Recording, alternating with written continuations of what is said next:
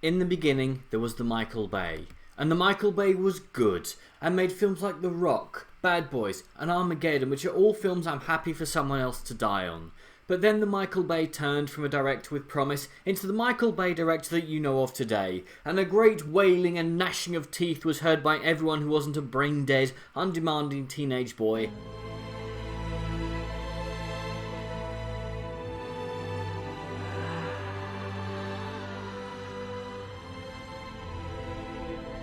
And even then, there were still some minor feelings that film could, and indeed should, be better than what the Michael Bay was offering.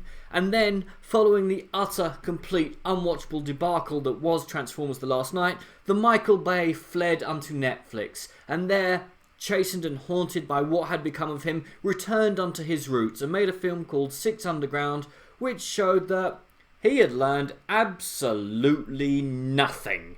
Because Six Underground is the most Michael Bay film I can possibly imagine. And whether or not that's a good or bad thing depends entirely on whether or not you can take Michael Bay, looking at everything he's made in the last 10 years and thinking, meh, that was too constrained. Let's get Netflix, give me $150 million and an extra large pallet of Cocoa Pops, and let me show you what I can really do.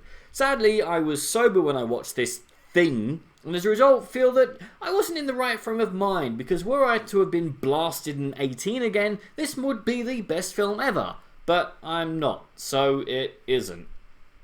Which is a shame, as this seems like a really good idea. 6 people fake their own death so that they can go and take down an evil dictator without having to worry about red tape. If you're thinking this sounds a hell of a lot like The Expendables, then you're on the right lines, just lower your standards a lot. A lot. More than that. Little too much. Just right. I mean, I'm all for action films starting with a blast, but I really don't want that opening blast to go on for 20 minutes, having absolutely no internal logic, or even fail to make sense, or have unending levels of generic guys in suits and cars chasing our heroes around for... I actually have no idea.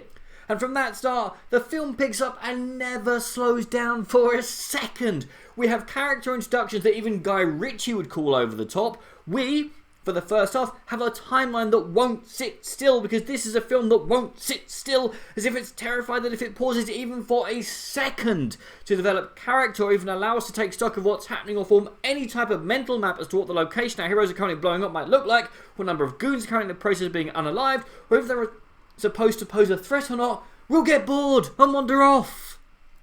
Example, one of our heroes was drowning to death, and where a film like Mission Impossible Rogue Nation made it a tense and thrilling highlight of the film, here, it's just another thing that's happening. No tension, no dread, no desperate attempt to rescue them as the air runs out. It's not even the film's primary focus at the time. I'm not entirely sure what the primary focus was, aside from yet again pouring its female stars into yet another gratuitous slow-mo shot. It just wasn't the desperate race against time that I feel it really should have been. But that would have required the film to actually do something that wasn't an explosion, fight scene or car chase, and as such had absolutely no chance of happening. Which just means that after a while, I got bored. I mean, yes, there's loads of practical effects which I liked, but this film never found a reason for me to care about anything or anyone. Our villains never seem to pose a threat to the heroes, there's plot holes everywhere, and just for once I would like to see Ryan Reynolds not play Deadpool. Because if he had donned his ladybird pyjamas, I honestly wouldn't have been surprised in the slightest. I know you can act, Mr. Reynolds. I saw you in Buried and Woman in Gold, so I know that you can act and that not doing so is making you a lot of money, but it's just so tired now. Everyone else is fine. I didn't dislike anyone because I didn't know enough about anyone to care, which is a shame, as if they were developed they might have been really interesting.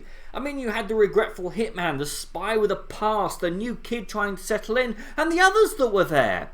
The trouble is, though, I still have enough 18-year-olds to like this film. A bit. I liked all the practical effects. Reynolds has charisma to burn, and Bay knows how to shoot an action film, but that's all this is. The ultimate Michael Bay action film, and whilst he's toned down his product placement, that's about all the changes he's made. The plot still needs working on, he still needs to develop his characters, he needs to understand that action scenes are tense and exciting when you have the first clue what's going on. Take a breath every now and then. Because if there's a Six Underground 2, then I'll be watching it, but somehow I expected more from Michael Bay Does The Expendables.